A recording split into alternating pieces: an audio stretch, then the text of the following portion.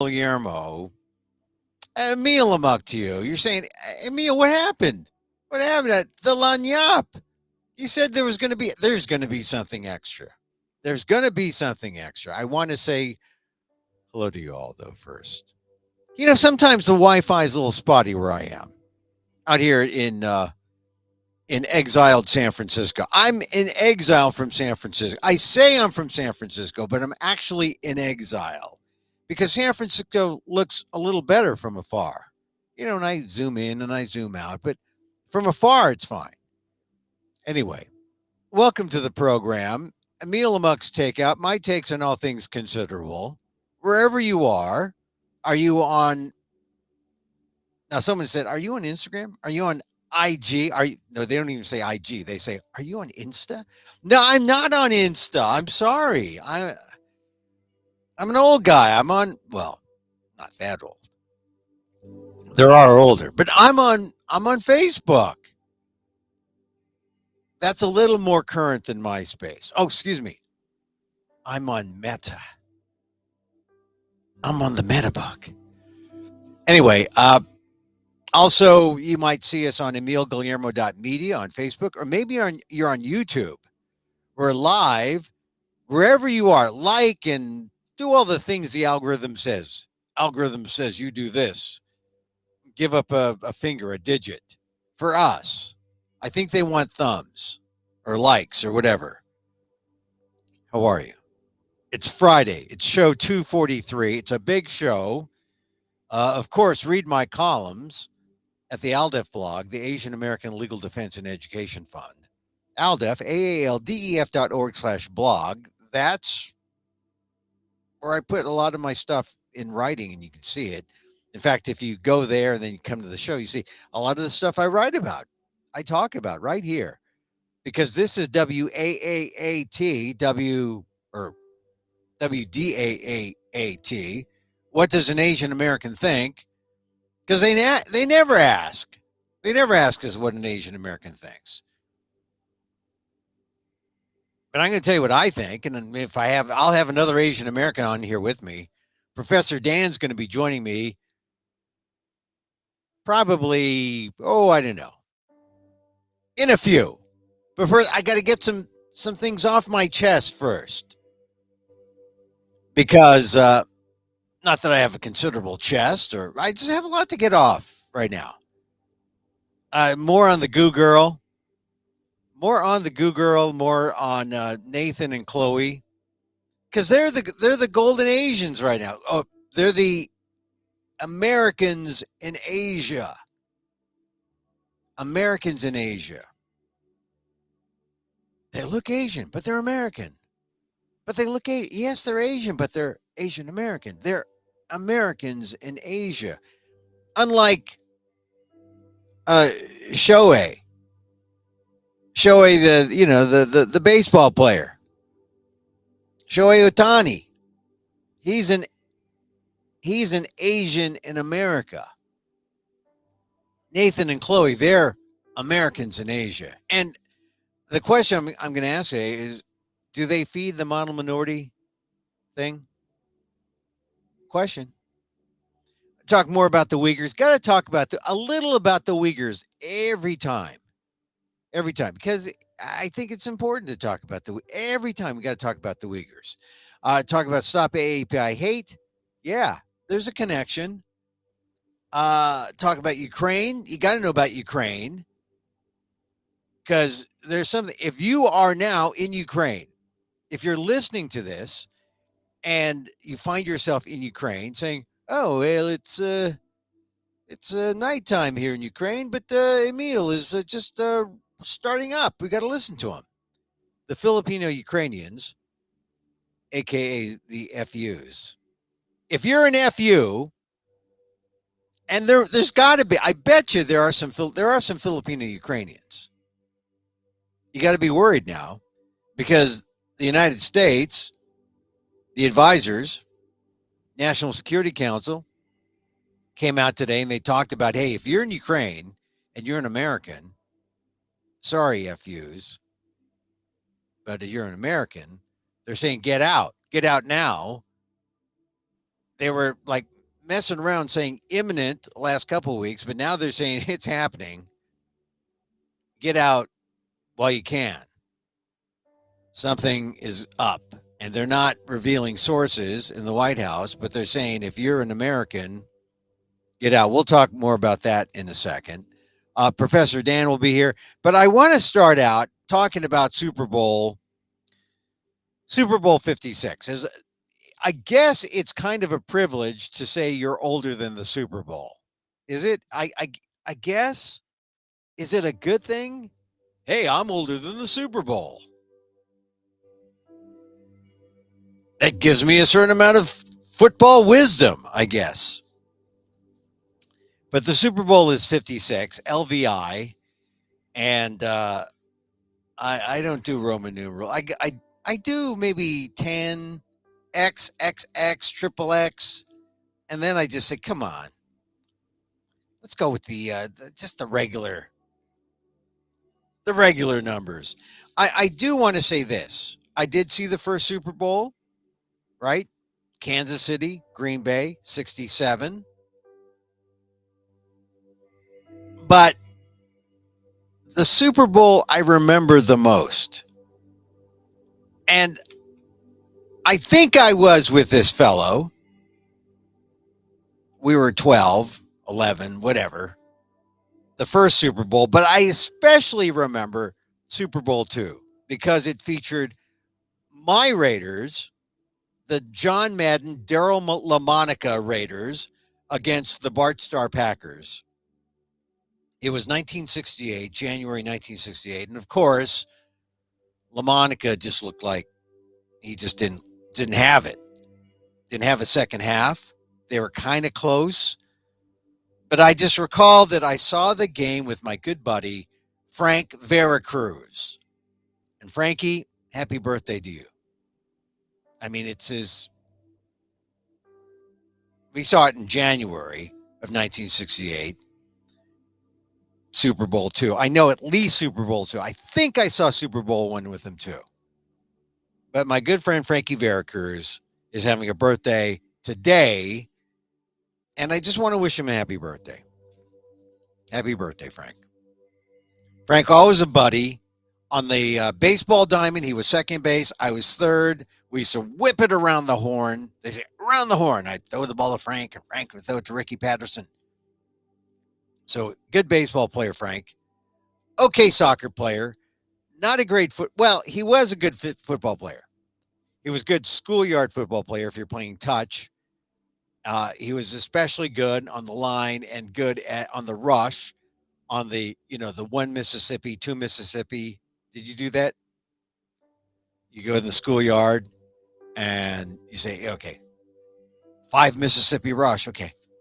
The guy counts and then he rushes the quarterback. That's what we did in San Francisco growing up in the concrete schoolyard games we played after school in the Mission there, where Everett and Sanchez meet. They're off of 17th and Sanchez. Now it's kind of like a hoodie.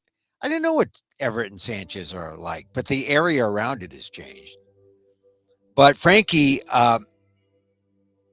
good friend, and then later on we connected again, and he had these tailgate things for the Giants. Great fun over the last 10 years. And it's his birthday, so I wanted to just say happy birthday to Frank. Happy birthday to Frankie Veracruz.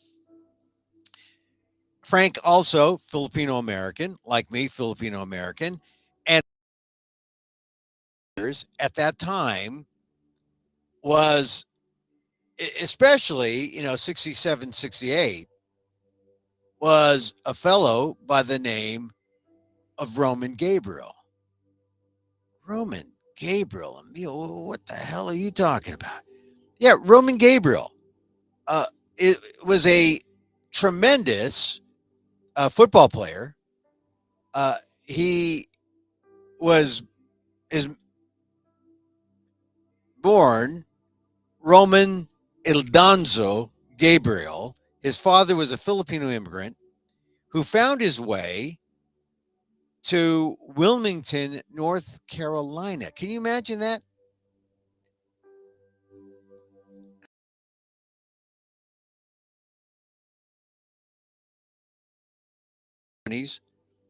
finds his way in 1940 to Wilmington, North Carolina, gets married, has a kid, Roman Gabriel. Roman Gabriel grows up to be a 6'4" Filipino, which is a lot more Filipino than they were growing him where I was in California. A 6'4" Filipino. He went to North Carolina State, was a star quarterback. He gets drafted in the AFL by the Raiders in 62. I wasn't really paying attention to the Raiders in 62. But the Rams in the NFL, there were two competing leagues. They didn't merge yet. The Rams, who are playing in the Super Bowl this year, they drafted him. And Roman Gabriel was the most valuable player for the Rams in 1969. He was a Pro Bowl candidate in 1970. They traded him away to the Philadelphia Eagles, and he was a comeback player of the year.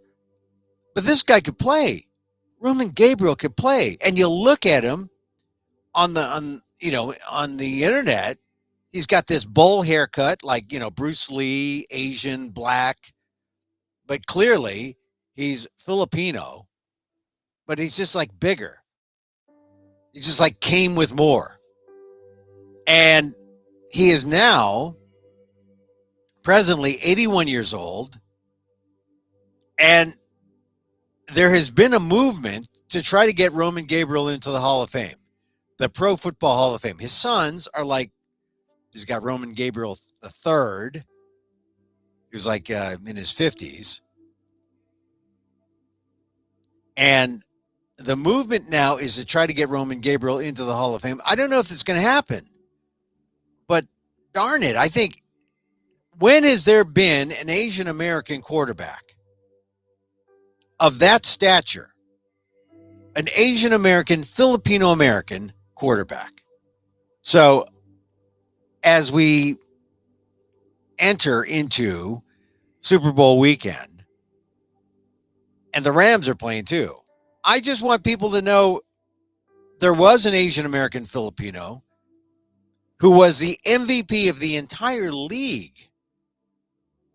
And some people may not think that's worthy, but you look back and you look at all the great players in the NFL or in all of professional football, how many were Filipino of that level, of that stature? I can't think of one. Roman Gabriel, though, quarterback, the position.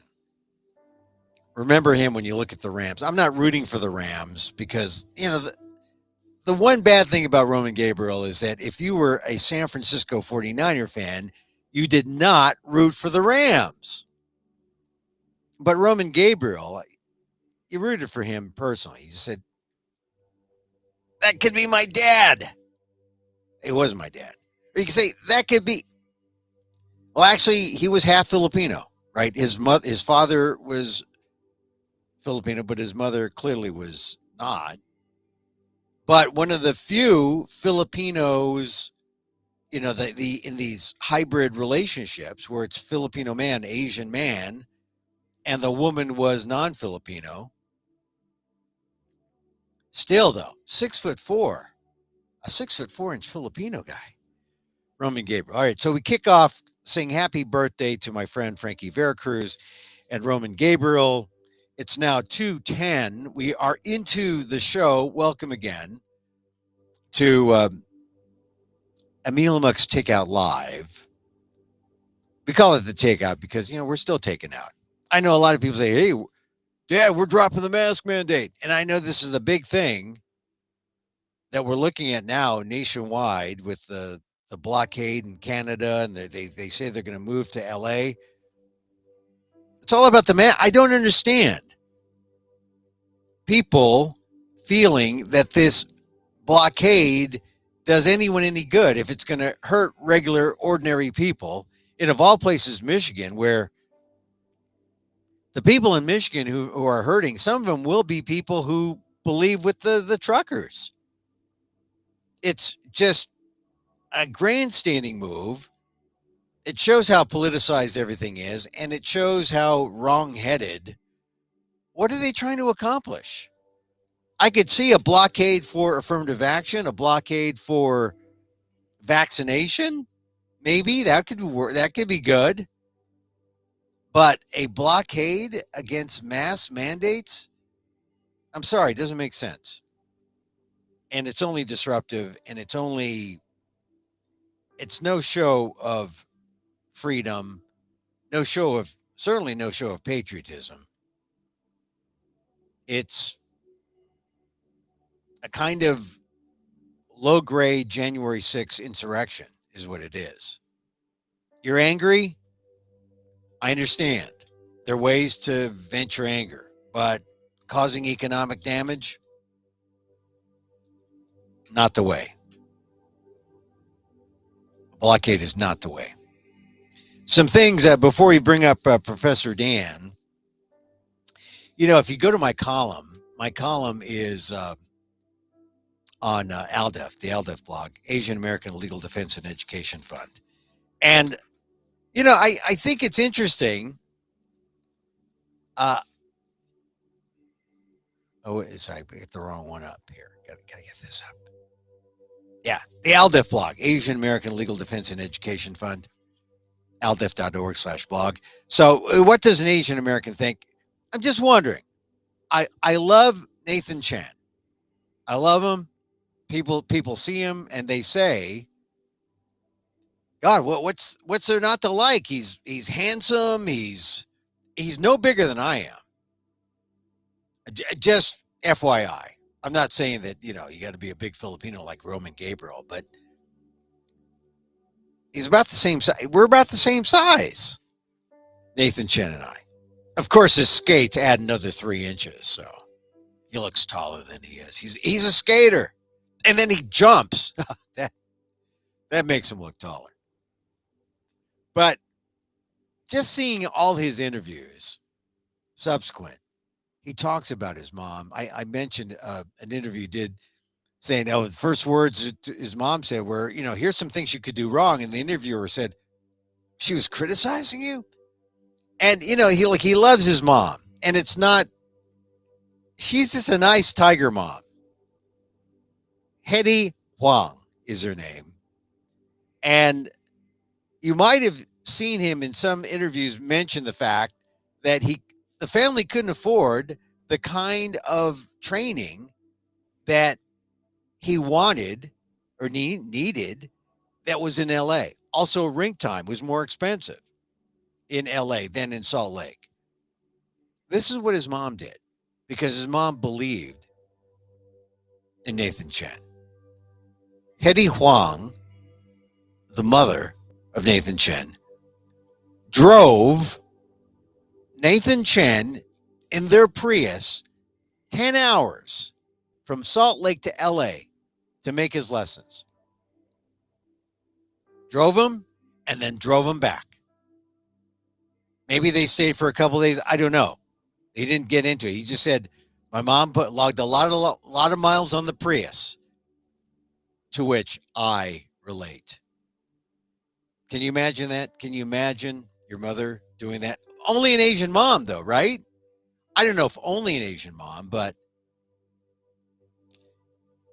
you put all the moms of all races in one pile, which moms would go to that length of driving 10 hours, make that 20 hours round trip so that their son gets ice rink and coaching, Olympic level coaching, so that he can someday fulfill his dream. That's a mom. That's a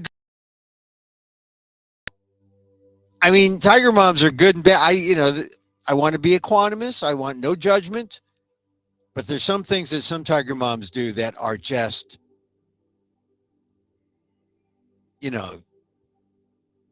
just know the sacrifice they make. That's how a tiger mom earns her stripes with me. There are other tiger moms who do things and you say, God, let off the pressure. he's just a kid. But I heard that story and I said that. Yeah, Nathan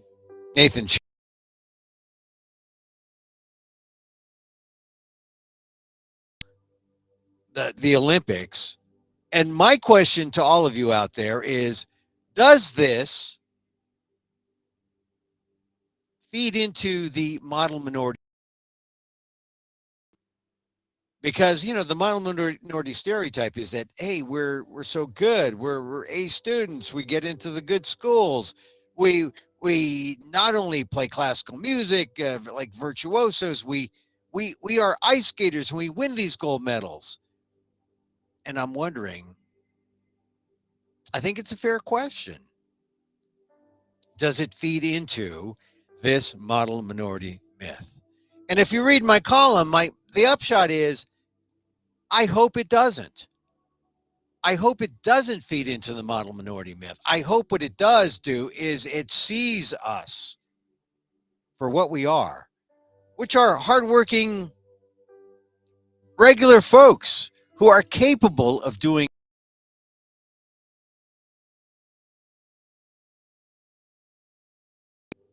And if we're seen, like right now, it seems like I'm having some kind of connection issues. Here I'm back. I'm back. Pardon me, my Wi-Fi connection. I guess that's what I mean. I'm not using a prophylactic. I'm direct. I'm direct plugged in, so I should be good. But in case we drop out, but that is the thing about the model minority myth. It's a good thing, right? That they see our excellence, but it's a bad thing when it creates a new stereotype, and that's all they see. And then if we don't live up to that, it makes us not good enough. See, this is how I think the Nathan and Chloe and even Eileen Gu, how that can work to our favor. People see us, they know us, and there's this spillover.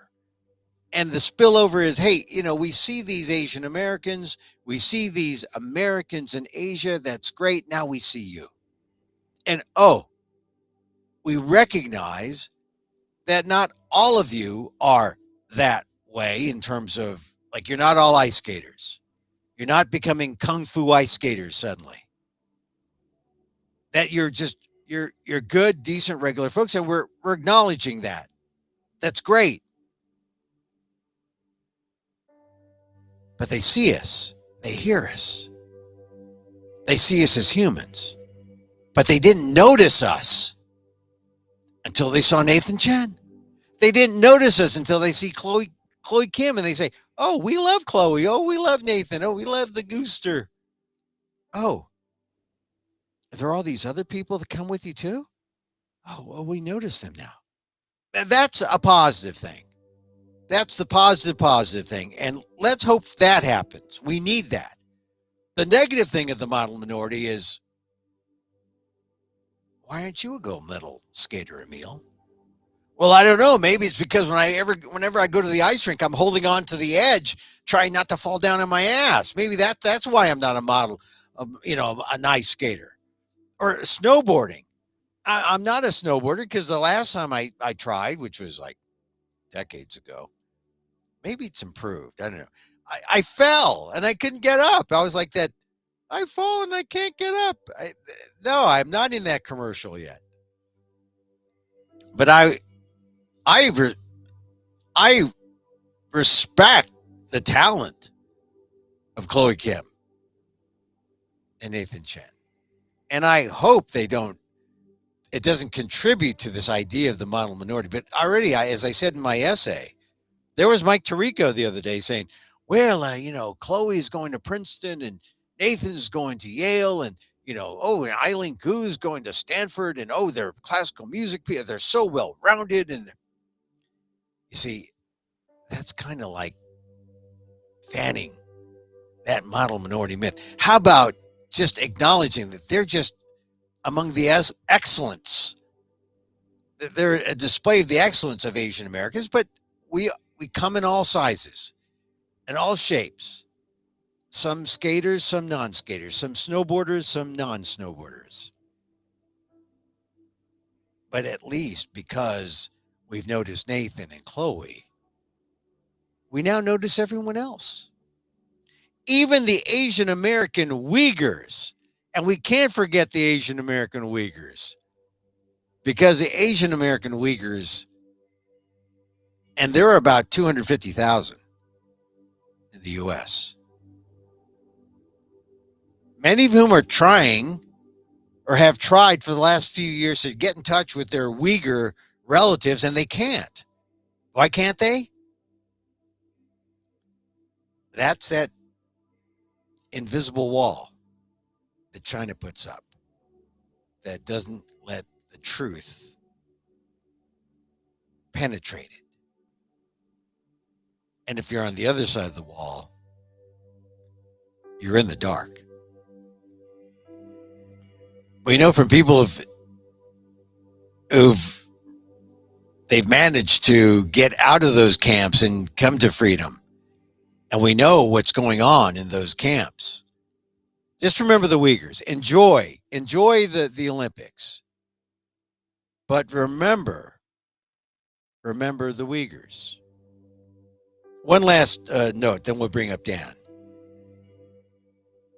I saw a report out about Eileen Gu. And, go to show 242 and show 241. I like Eileen Gu. She's a San Franciscan like me. I honor, respect her. Well, I'm trying to understand her. She isn't clear about her passport situation or her status. It's significant because a renunciation of America is a renunciation of America. And so Eileen Gu, she's racking it, taking it 31.4 million. That's the report I saw. 31.4 million in endorsements just within the last year.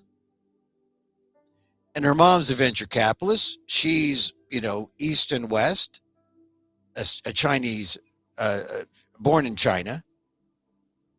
She's set up to take advantage of her daughter. It's just a fact.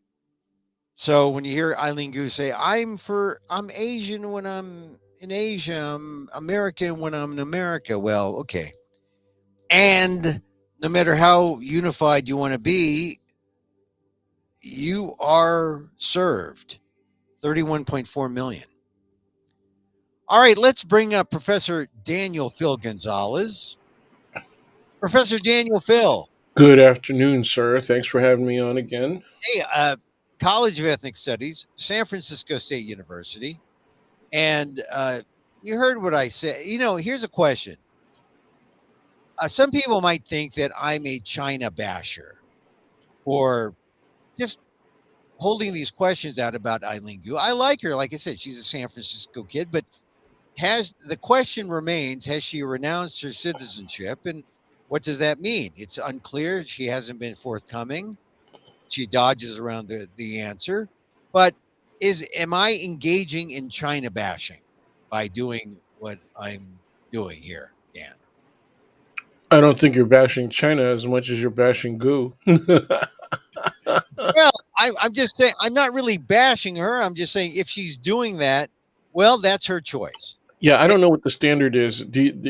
Obviously, people are playing for countries that have some ancestral connection with them. A lot of people throughout the Olympics, Yes. um, And and Filipinos too. Filipinos also. yeah. So city, yeah. But obviously, well, see, in the instance of Filipinos, some of them can qualify for dual citizenship, Right. but China doesn't recognize dual citizenship. But I don't think citizenship is required. You don't have to be a citizen of the country that you play to represent. And I don't know that. I think it depends. I think you have to be. a citizen because uh, China hasn't just done this with skaters. They have recruited hockey team members, and Right. they've naturalized some players. I'm just saying that my only concern. I don't care if they naturalize players, but my concern is someone who is as high profile as Goo, and considering that she could have won those medals for the United States. Okay, take that away. She's just winning them for herself. She's almost like without a country, but it speaks to the special deal that she's had with that her mother has set up. Clearly, her mother has set up this deal. So, Yeah, I don't know the rule, so it requires okay. Okay, the International Olympic Committee requires that athletes be citizens or nationals yeah. of the country they compete for. Yeah, so it's not just giving up the passport. Giving up the passport just means okay, you can't travel, but you get if you give up your American passport, you only give it up if you get a Chinese one or another country's in to replace it, which makes you a citizen of that country. And that's the critical thing because when you give up a passport, you more than that, you essentially renounce your US citizenship. It's not just like, here, hold my passport during these couple months and I'm not leaving. It's Right. it's more than that. It's a renunciation of citizenship, and that is that's I don't. I mean, you put it that way, you can come up with a lot of choice terms that would be more anti-Gooish than anti-China. But Yep. like I said, I'm No, pro. and I didn't think you were bashing her. You know, you were using the word bash, but Yeah. I think it's okay to be critical. Uh, you know, and she's been criticized because people have asked her about the Uyghur situation, Yeah. and she came off sounding pro China and not exactly anti Uyghur. But you can imagine that asking the question puts her in an extremely difficult position. Oh, sure. Because the only reason why she makes the kind of money she does is because it represents an avenue, a pathway to a market of people. And let's face it, everyone in America who's in corporate, they want to access that market. Everyone, any corporate, Fortune 500 company, as soon as China opened up, that's what they wanted. How do we access these companies or these people, right? Kentucky Right. Fried Chicken, uh, Dunkin' Donuts, you name it. Everyone wants to access China. So, Yeah, it's she's been true ever since the Nixon era, ever since Nixon warmed up the relationship.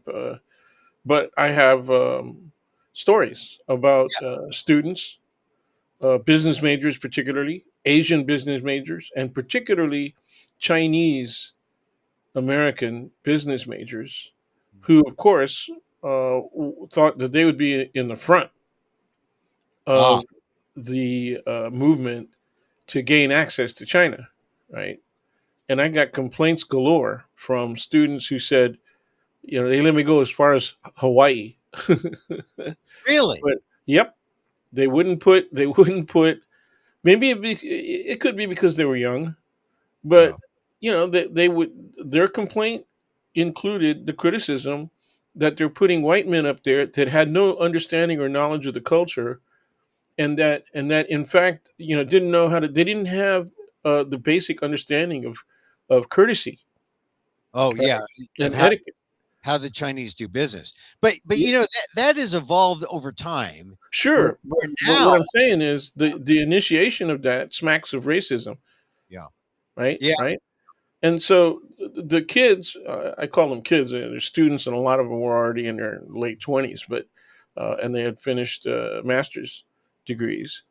But I call them kids because they're still rather naive. You know, they weren't ethnic studies majors. They did take some ethnic studies classes, but yeah, they were really naive about the effect that basic racism can have on people who want to do business. It's very difficult. Think about remember all of the in the early '80s, all of the different companies that split off as a result of their not being promoted inside big companies like IBM. Yeah. That's how Wong Industries got started, right? And they were pretty successful until he turned over the reins to his kids. Then the second generation wasn't as successful, which is an old story, right? Yeah. Can the family follow up? But a lot of the reasons that these businesses started was because they couldn't get past even associate vice president, but they certainly couldn't get past vice president, right? And they knew that the board wasn't going to support them. Um, I was in on a couple of interviews that were televised actually by PBS. I didn't do the interviews; I was just there, and they were because it was local, and these were retired Japanese American NASA engineers, and they said we were told when we had applied for promotion that people weren't certain that we had the right cultural we were the right cultural fit, right? This and is and within NASA. This is within this NASA. is NASA. Yeah. Yeah, which Well, is very close to us here in San Francisco and in the Bay Area, right? So these are people who lived locally. yeah. They were California educated. Some of them were also Stanford and Ivy League educated, but they hit the glass ceiling, and the glass ceiling was expressed to them as a cultural matter. Okay, Yeah. so you were talking about mono minority status Yeah. earlier. Yeah. Yeah, I mean, so they're mono minority because they're recognized as really great engineers, very disciplined workers, assets. They're getting AAA ratings every year when they get if they get evaluated, but they're not good enough to move up the ladder. There's a limitation there, and we've called it for at least 50 years a glass ceiling. Yeah. It also applied to women. Yeah, Yeah. It's not just a ceiling though. It ends up being kind of like a glass box. You're just, I mean, you just can't go anywhere. You're yeah, right where yeah. you are.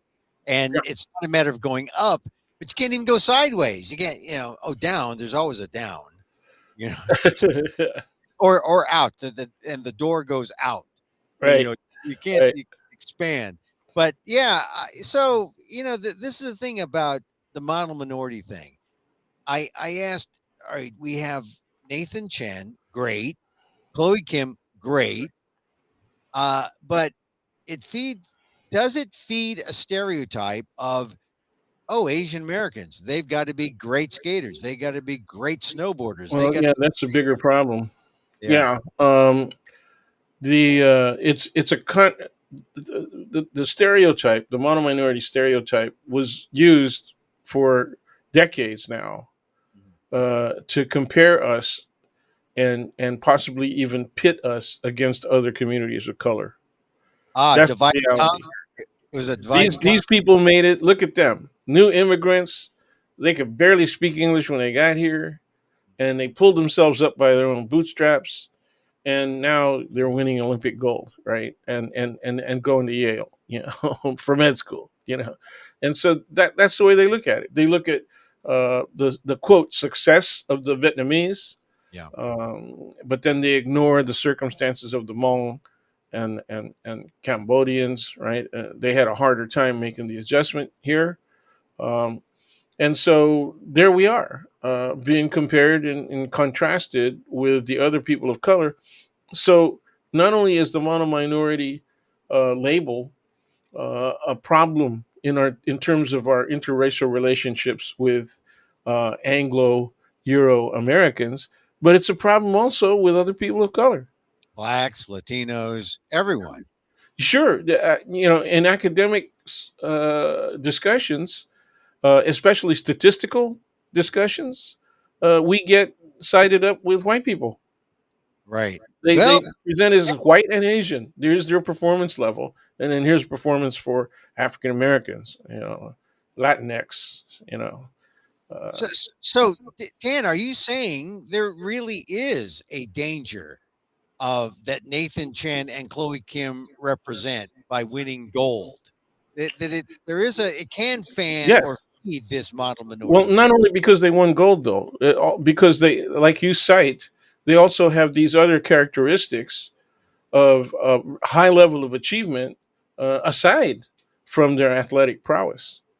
So back in the '80s, you're just old enough to remember this. Um, when there had been uh, uh, uh, investigations and journalistic investigations into the rate at which Asians were attending premium universities and colleges, right? And they were showing all of the stats about, Asians. If you aggregate all of them, they're less than 5% of the total population of the whole society, Yeah. but they're 30%, 40% of the population at UC Berkeley, similar to UCLA. And then they said at Stanford, they're not even recognized as a needy minority. They're not even accepted on affirmative action grounds because so many Asians get in on Yeah. their own merit, right? So what was the question that was raised by Newsweek magazine? They actually put out a special issue and had a bunch of Asians sitting on the steps at Berkeley, right near Sather Gate and Dwinell Hall, the steps at Dwinell Hall, and the title was Nature or Nurture. So the issue was: is there something genetically dispositive or positive about Asians that they succeed so much? Because look at where they're getting into the schools, and then the attitude of white people was immediately, you know, they're getting in through affirmative action, and they were getting in on their own merit, but they Right. were being treated that way because they weren't white, and so people make the gross racial assumption, right, that people of color are naturally inferior. Okay.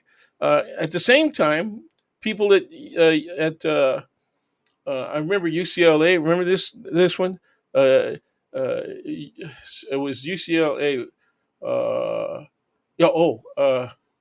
Un, un, Uncertain Caucasians living among Asians. Remember that? Okay. Uncertain Caucasians. Yeah. Yeah. What does that mean? Well, Uncertain. they were uncertain about their academic fate.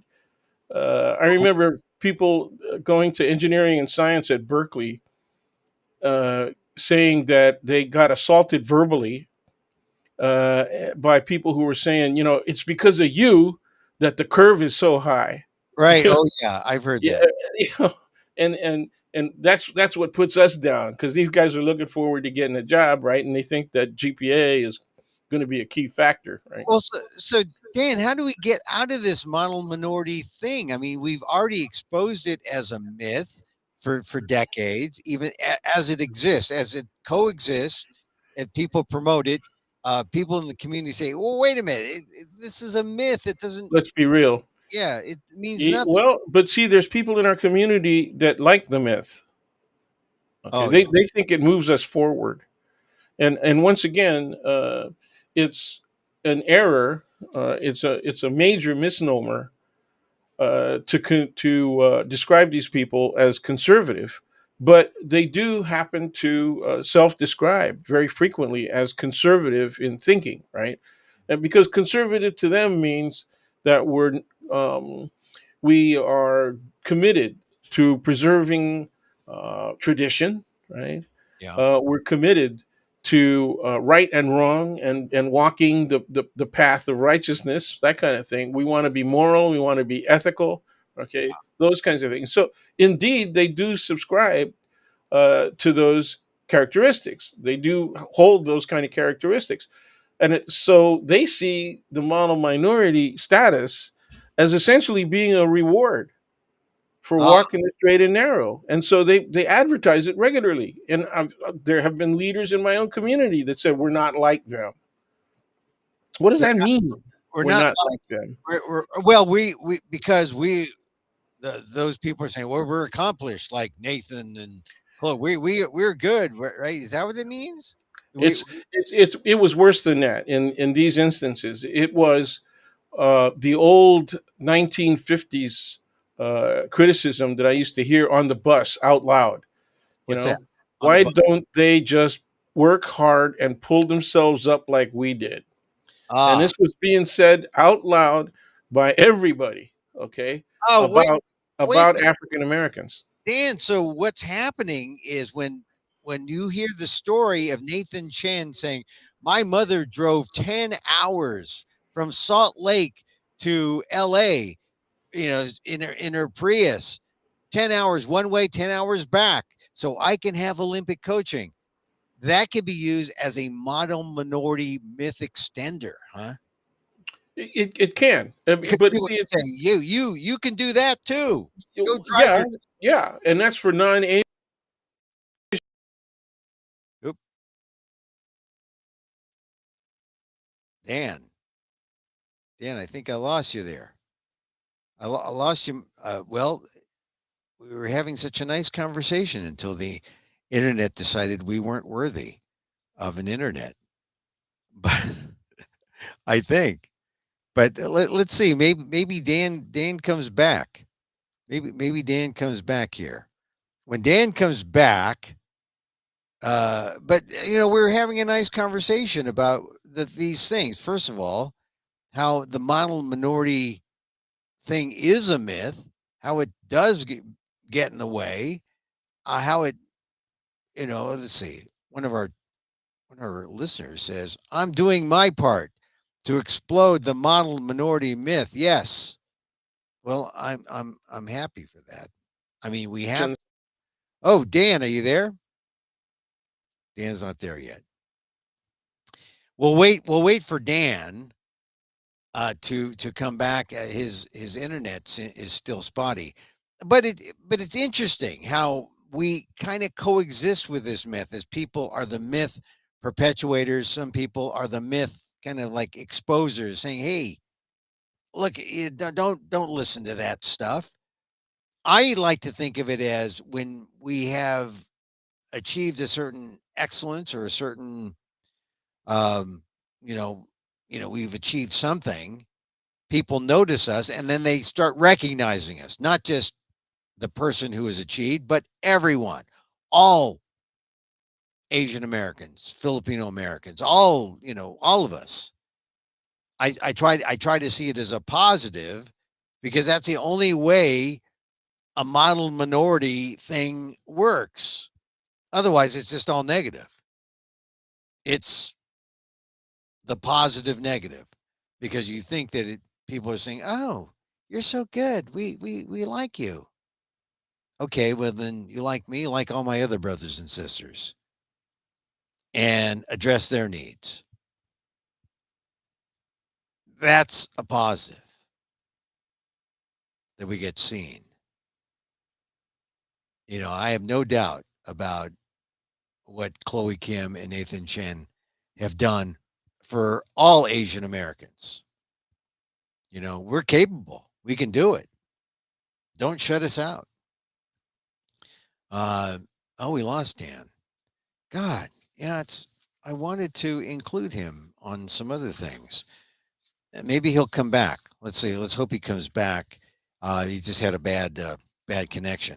Uh, I wanted to mention some other things while I can. We'll go forward with our show. Let's see. I want to talk about more about the Uyghurs, the AAUs, the Asian American Uyghurs, because there are Uyghurs in America, and we can't forget them. You know, I got in not an argument yesterday, but I got in a discussion with a friend, and he was saying, Emil, I appreciate you bringing up the Uyghurs, but really, honestly, we got enough stuff here. We got enough stuff, and aren't you? And he was hinting at, aren't you like essentially China bashing? And and I wasn't China bashing. This is not China bashing. If you bring up the Uyghurs, this is like putting the spotlight on the Uyghurs. If you don't know who the Uyghurs are, go to my ALDEF blog, aaldef.org/blog. But my friend, who's a white guy, wants to call himself progressive. He's saying, Emil, we need to prioritize what we do. This is what he said. Uyghurs, okay, great. But, you know, I live near Rikers Island. What's happening with Rikers Island? What about prison labor at Rikers? What about prison labor everywhere? What about, and he just keeps bringing up all these things. He said, I'm not talking about whataboutism. I don't even know whataboutism. But when someone says, what about, I guess that's whataboutism. I just keep thinking, when I say Uyghur and you say, what about these other, I think you're trying to avoid talking about Uyghurs. When I say Uyghurs have been victims of cultural genocide, they have been put in these re-education camps, and the term genocide is not loosely applied to the Uyghurs. When I say all that, and you say, well, what about Guantanamo? What about, hey, look, what about Guantanamo? What about prisoners in Rikers Island? I'm against anything that is negative toward them. Anything that I want to look into the prisoner situation in Guantanamo. Why do we have these people in detention to this day? And my friend, who's just a whataboutism guy, says, I'm not talking about what about it. He said, look, we need to prioritize. Well, guess what? We can prioritize it all. And while the Uyghurs are in the limelight because the Olympics are in China and the US are boycotting, let's talk about the Uyghurs. Let's think about the Uyghurs. Let's not forget the Uyghurs. Give them the first gold medal before we go on to appreciate Nathan and Chloe. And, like I said, I'm not bashing Goo. I like Eileen Goo. But how she's doing it is very unique, you must say. Very, as Dan, and we have him back here. Hi, Dan. You're Hello. back. So I guess we had a little momentary Wi-Fi. You had to take off. Something. I, Yeah, yeah. I couldn't tell if it was on my end, but it looked like it was pointing at you. You Oh, hey, wait a minute now. Wait a minute. It know, looked. that's what we get for talking about the model minority image, because that goes directly to affirmative action. What I was going to say is Yeah, the model minority image has an institutional effect, right, yeah, across the board, not only in the workplace but obviously in education. yeah, And so you've got people who are arguing that we should be admitted to college on the basis of our individual merit, yeah. and not being able to accept the fact that there are thousands of other people who have equal merit. And Well, so yeah, yeah. Well, that's the thing. I've seen people say, "Well, wait a minute. Merit means exactly that. People who are qualified." And there's two ways of looking at this. Uh, is affirmative action to give people who are qualified opportunities, or is it just like handing people a free pass, people who aren't qualified? I mean, I think that's what it kind of boils down to. that is the general perception. The general perception of affirmative action is that it lets unqualified people in to both the workplace and institutions of higher education. The fact of the matter is that only about, I think I've said this before on some of your previous shows, as early as the mid 1960s, high school students, including myself, and their parents were being advised that the UC schools were supposed to let in the top 12%. So anybody who did above 88 percentile was supposed to be admissible to UC.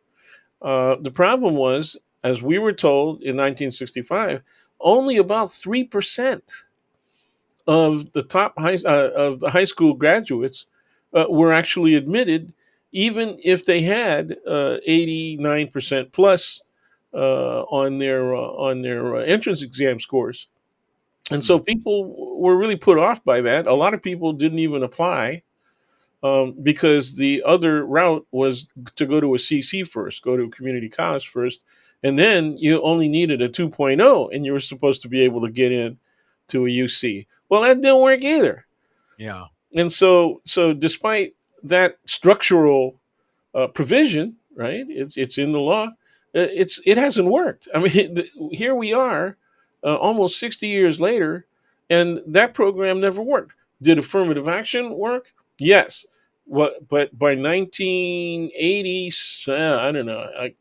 My older son was probably about 3 or 4 years old, but by about 1984, 83, 84, uh, uh, Yori Wada, a friend of ethnic studies and whose son Richard Wada is a good friend, also a striker, SF State striker, and a co-founder of Asian American Studies and all that. Devout community advocate. Um, his dad was I guess he was a president of the Regents, Mm, and I just happened to sit next to him at a luncheon. We were both at a symposium. It was a series of symposia that were given at UC Santa Barbara, and I didn't want to bring it up, but the question that was up at the time was, will Filipinos be taken off of the student affirmative action program? Now, student affirmative action was different from EOP, Educational Opportunity Program, right? mhm, Because student affirmative action was looking to recruit people who were outright qualified under the admission standards that were supposed to be applied to everyone. And so Japanese American and Chinese Americans were off any form of affirmative action. yeah. Okay, they were suspended because they were getting in on their own merit and they were getting in large numbers. Okay, but Filipinos were kind of in between. What And what happened ultimately? Were they? well, I expressed my concern to him, and I said, we're not doing too well after second year. So a lot of people are dropping out, and they're not making it to graduation. Um, because what he did was he put on the table, he reached down to his briefcase this during lunch, right, and he puts a stack of paper with one report particularly on top, and it was the matriculation statistics for everybody, right? And so I looked at the Filipino one, and he says, "Look, they're making it from first to second year." And I said, "That's not where the problem is. The problem's in the second year on, okay, and graduate school, all right." So he looked at that, and they came up the year later. They came up with a plan that if Filipinos fell below a certain percentage of high school graduates in the state, right, the admission percentage was lower than that, that they would go on student affirmative action and that they would recruit qualified Filipinos, right? And sure enough, the number of Filipinos that were admitted dropped by about 30%. And so they did put Filipinos on this tentative kind of bubble, Well, right? where are they now? Are Filipinos? Because I've heard this for years that Filipinos were part of affirmative action or weren't. Are they part of an official student affirmative action plan at UC? Not that I know of. Not now. So Not now. they were taken off. Well, they always were on that tentative bubble, Mhm. and so it's just a question of whether or not they decide to do it at a given moment. So Uh, this is the, this the is like people you're who in wrote the original student affirmative action program yeah, were myself, another professor, longtime retired, Dan Begonia. yeah, This is before we all became full professors, and a person who was also a striker, Gene Royale, Chicano. And at SF State, we were the guys who wrote the SAA. And the reason we did that was because while I was in law school, the Bakke case came up. right, Now, everybody's familiar with the Bakke case when it was being decided at the U.S. Supreme Court, right? And that decision came down in '78. But before that, the Bakke case had gone through the California courts, right, and it was in front of the California Supreme Court in 1975. yeah, And that was my second year in law school, which meant I was taking constitutional law, which at that time was a 1 year long course. It probably still is. Okay. So this issue was a major issue around affirmative action. And the yeah. Bakke case set the tone, right, for other cases to be that would be decided by the U.S. Supreme Court. That's about to change drastically. So you think that with the current court at 6-3, it's pretty clear from what you just said. Affirmative action going to die. Yeah. I mean, now I have not said it that bluntly because I hold out hope. But even if they have one person moving over, it's still 5-4. It still dies. I mean, I think the only conservative who might go over may be Roberts, Yes, and he did and on he a and he recent did case. he did on the Alabama gerrymandering case. But what's going to happen? And because in terms of racial equity, racial justice, but what about the other conservatives? Is there another conservative judge who you might think would save affirmative action? I just don't see it. But No, neither do I. The two younger ones, I mean, on Coney Barrett, and yeah, and Kavanaugh. One of them might. Okay, maybe, but yeah, one of them could. But it would have to be. See, on gender, it would be interesting because Coney Barrett probably going to be you know yeah, be in all other ways pro affirmative action when it comes to gender and sexuality. Uh, yeah. I, I mean, I've never seen what her voting record or what her judicial record was like on those issues, but really short judicial record. yeah. So is Kavanaugh really short? Can't tell So enough they about can they can surprise if they have a conscience. They're both Catholics, so maybe they Yeah, have. you certainly don't see Alito going, being supportive, and you don't see Thomas Yeah. being supportive. Not with his Oh, wife. yeah, yeah. Oh, his wife is just. He should accuse himself. From He would- voting. He'd have to recuse himself from half the issues that are coming up in, in the next Well, 2 years.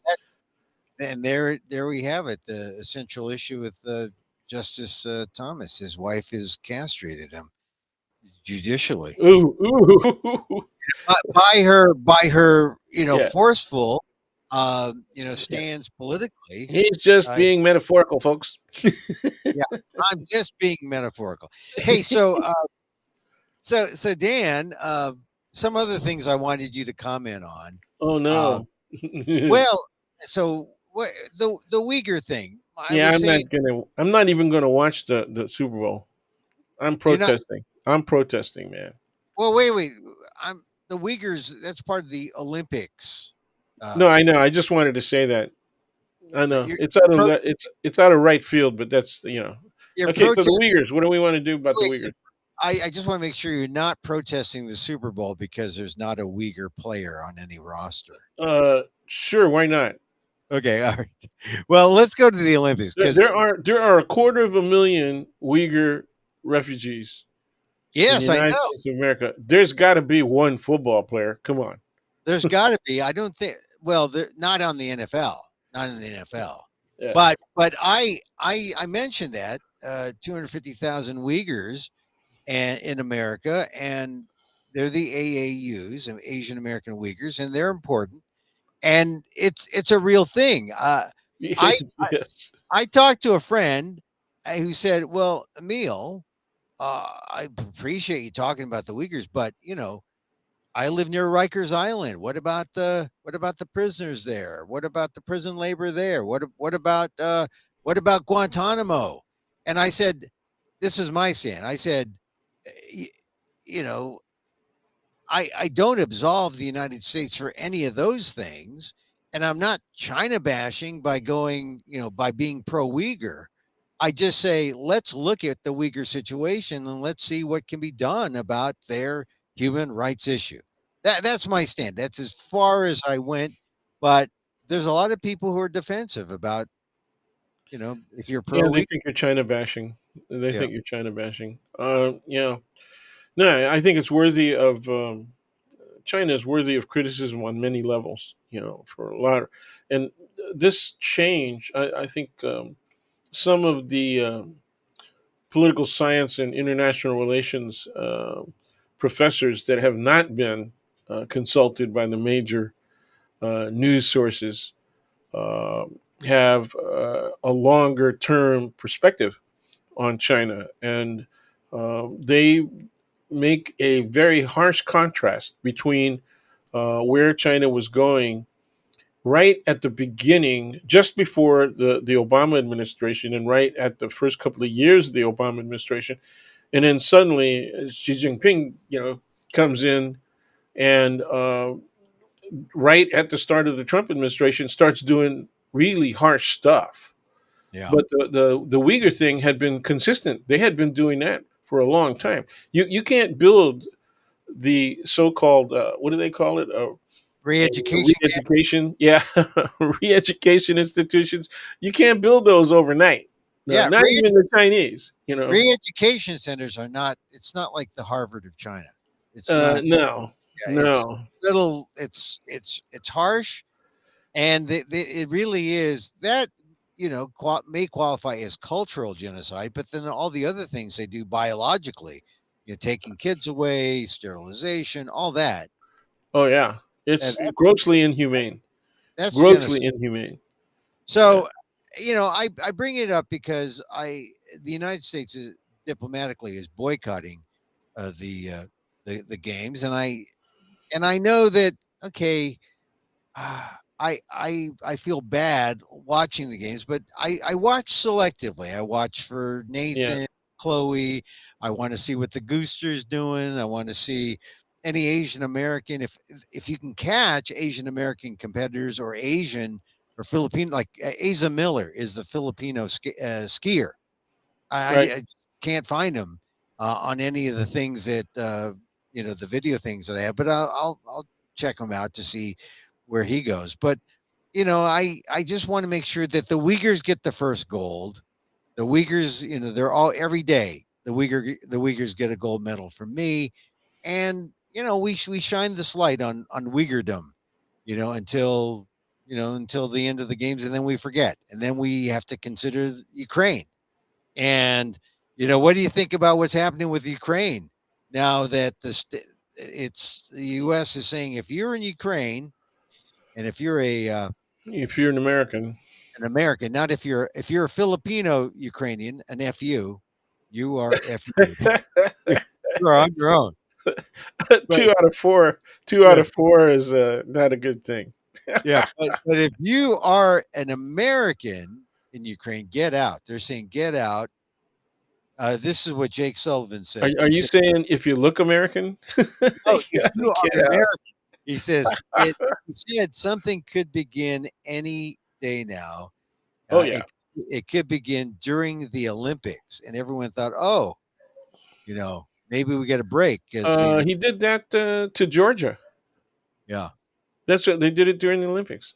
yeah. And so, what do you think is going to happen? I mean, and why Americans should care, right? Asian Americans should care, right? Everybody should care, and Asian Americans should be among those who care, because that kind of behavior, if he gets away with anything like that, right, is something that other and they keep calling them anarchical governments or whatever, and that's just not true. They're fascist for Yeah, sure, and it's hard to call a society that 30 years ago was supposedly socialist, right?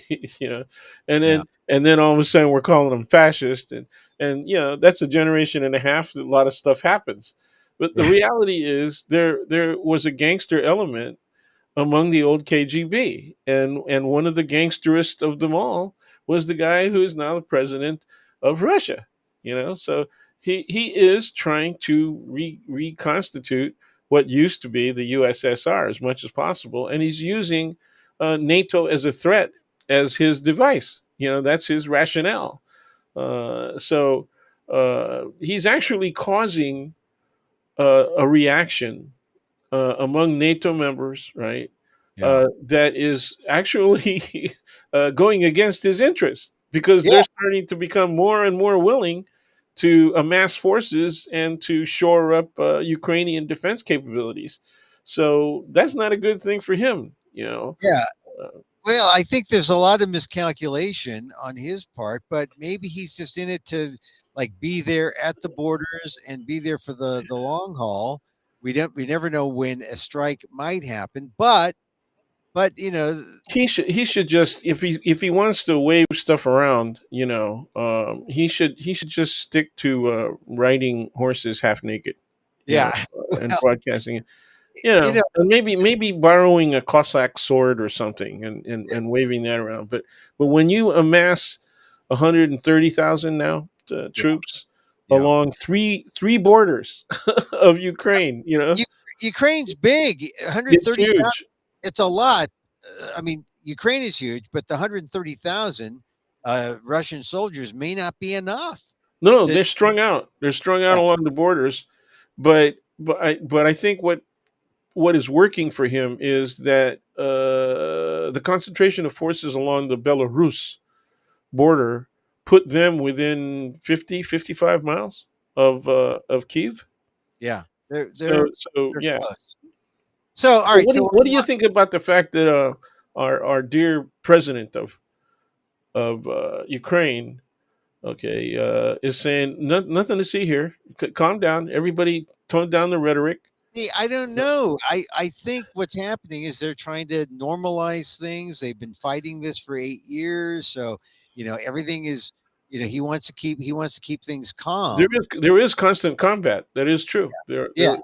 So he's saying this is not anything out of the ordinary, but this is part of he's trying to counteract a very disabling sort of situation where he's trying to, and in the meantime, what Putin is trying to work inside, trying to put Right, a pro Russia guy, right. and instead of the current Zelensky, right, the That current president. also is going to not work out for him because if the pro Russia guy looks too pro Russia, then there's going to be a reaction against him as well. Okay. Internally. Yes. Yes. So, so And then look, for Putin, even in his home country, the only reason he gets away with this stuff is because he controls media. He controls information. right, Okay. and Well, this, if he invades and he loses a few thousand troops, okay, yeah. and there's civilians caught in the mix, and a high civilian death toll, which some people say is a probability.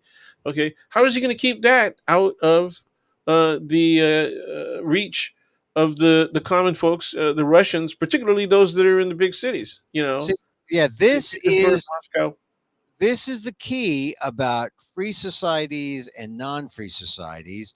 Who controls the information? Now, a lot of people, naysayers about the United States, will say, "Well, you don't have free media here." Well, it's Yeah, we true. do. We do. We It's do too have a free. yeah. It's too free considering what Russia and China have been able to do in That's the right. United States in Right. terms of the elections before the last one, and they're essentially Putin is trying to do what he did in the U.S. in their elections in Ukraine, Right. and he's even bolstered by the fact that he can like just put up a shield for information so that his people, his own people, are kept in the dark. And Right. that's really the big thing about Russia and China.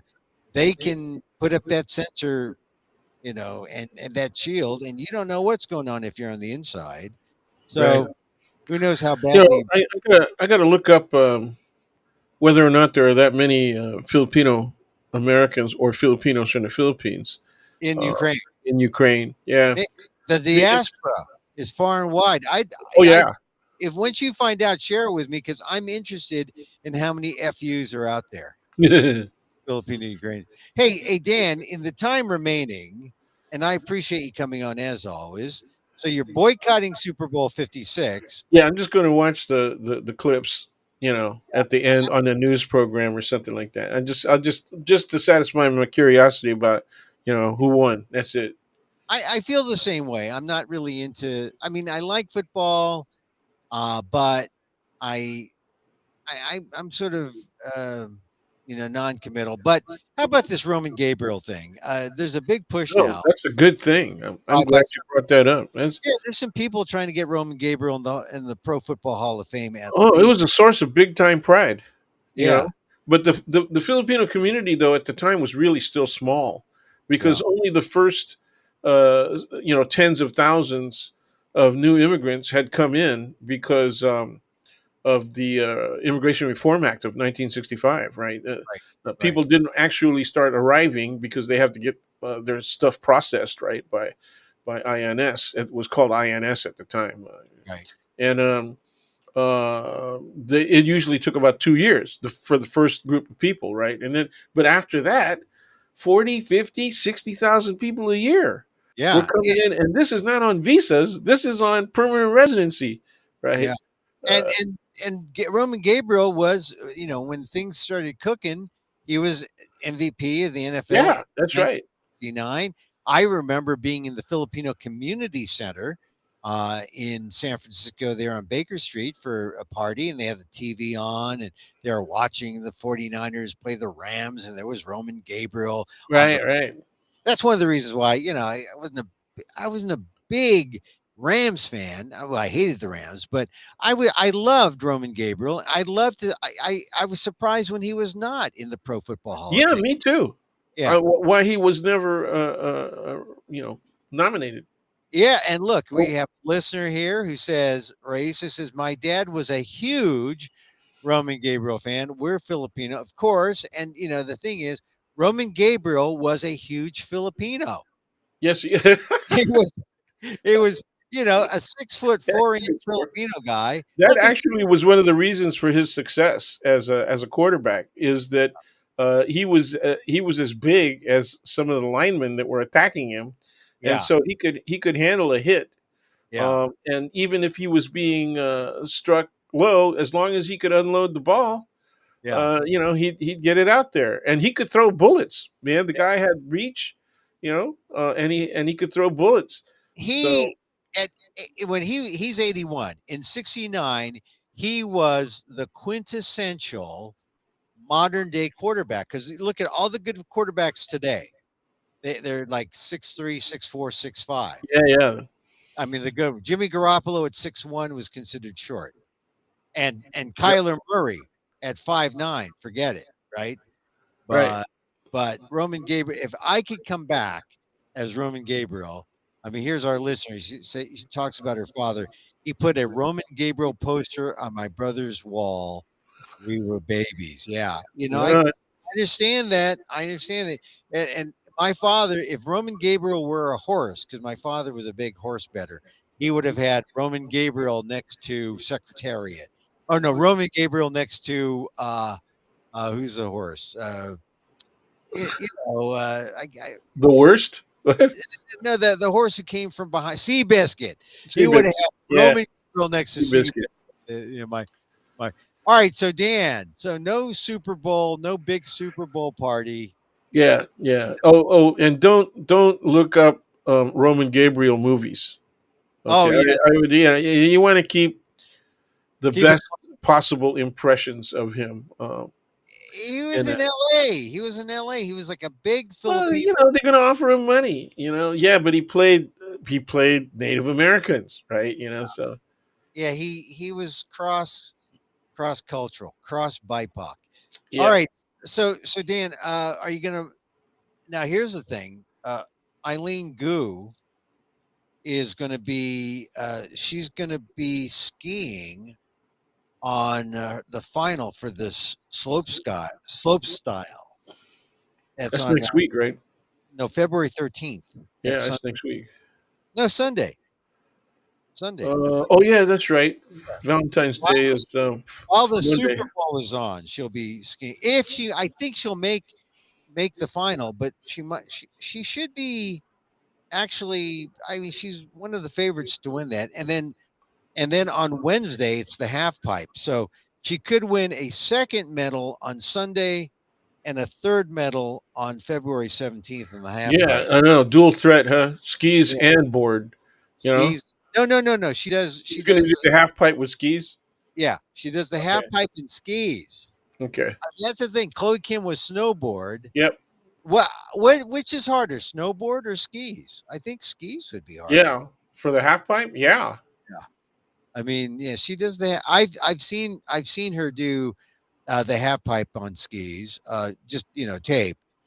It, yeah, big air, tremendous. I mean, Sure.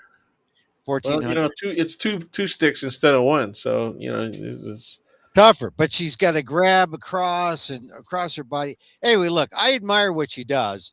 Geopolitically, maybe she can keep above the fray, but let's see. We'll see. We'll see. Dan Gonzalez. All right. All Thank, right, Mr. Politics, yeah, thank you Mr. very much. Historian, Mr. Social Commentator. So much gratitude to Yeah, you well, for I, maintaining this blog, your yeah, columns at All Def. well, Uh, thank you. Thank you. you're on my recommended list for my classes. So, Well, thank you. And your classes yeah. are going well. Everyone's vaccinated. Everyone's safe. Yeah, they're pulling them back. They're pulling them back to in person this coming week. Actually, I don't have to do that because I made a very strong argument that I should remain remote Yeah. for the entire semester, and Well, goody for you. they didn't want to challenge me. Well, goody for you. I just think it's going to Uh, be, unless we all get together and are unvaccinated, I think it's going to be, up and down yo-yo, unfortunately. well, see, my course it is designed, as a kind of an introductory to law and politics course for lower division, first and second years. Yeah. The thing is that a lot of juniors and seniors ignore it because they don't like talking about politics. So Real? they get caught getting ready to graduate Yeah. and not having fulfilled a statutory requirement that says you got to have some history about the United States and you have to have some government, either state or federal. And so they end up getting caught, and I'm there as a last, literally as a last resort. And To then catch some of them, yeah, well, you are the safety net, Dan. yeah, that's it, and that was exactly my intent. When I saw that, that's an old pattern. I mean, Yeah. I was seeing juniors and seniors taking a course that they should have taken in their freshman and sophomore years. That's an old pattern that was happening, 35 years ago, 40 years ago, and it's Well, held true since then. So that's why I do it. I'm glad you're the safety net. Look, Dan, I appreciate your I time. catch them, I catch We them, got just we like you got to said. run. We'll talk to you soon. Dan Gonzalez, professor, College of Ethnic Studies, San Francisco State University, law and politics professor, Asian American Studies. There it is. Dan, our good friend, always with us to chat. Thank you very much for being with us. When you reach this portion of the show is the good time part. Where I learned this move. You put this hand here under here, and you put this hand here. Give yourself a, that Chloe Kim. She said, "Oh, there was so much self doubt. She had to get those thoughts out." She says in these subsequent interviews after her gold medal run on the half pipe snowboard, she says, "I'm still a mess. But I take it one moment at a time. I'm in the now, and every run is new. I forget the past because you'll get depressed. I forget about the future because you'll have anxiety. And I just think about the now. I think about the now, and then I just do it. And she's enough. She's great. That's what Chloe does. I wonder if she does this though on the snowboard. Maybe this the Emil Guillermo self hugging mood. Just squeeze that doubt out of you. Squeeze it out. Feel good. It's like better than a weighted blanket. Think about that. You're worth it. You deserve it. You're worthy. Stay with it. Yeah. One of these. And people won't think ill of you. Just sneak into the lavatory and it's just saying, yeah, I can do it. Yeah. Hey, don't forget, catch all our shows. This is show number 243. 242 is good. 241. Oh, preach it. 240. Catch all the ones that Dan was in. Those are good shows. Uh, watch all our shows. Go to amok.com and watch the replays of our shows. You get the replay. And if you get the replay of our shows, you can just watch them one after the other. You can just say, they used to call those Harvard radio orgies, where and we're doing the orgy today of Beethoven. And that would be like 6 hours of Beethoven, or like 12 hours of Beethoven. The Mozart orgy. Actually, we did rock and roll too, but they called them because it was like you can play like 243 of these if you go to amok.com. See the columns on the ALDEF blog, aaldef.org/blog. This is, I call it the talk show, the micro talk show. Even though we talk about big guys like Roman Gabriel, it's the micro talk show of the AAPI and the AAXs, uh, Asian American AAUs, the Asian American Uyghurs, not the AAW, the AWS. I don't know, is there an AWS? Asian American Hmong would be AAHs. ALL, if you're, that's all the rest of you. You're welcome. This is Emil Muck's Takeout, WDAAT. What does an Asian American think? It is the Micro Talk Show. The Micro Talk Show. And, if you're old fashioned, you can always email me at emil@amok.com. But catch our show. This is show 243. Hope you enjoyed it. Professor Dan, there with us. Thank you once again very much for being here. And as I wish for me, I wish for you. May you be safe. May you be happy. May you be healthy. And may you live with ease. Till next time, I'm Emil Guillermo.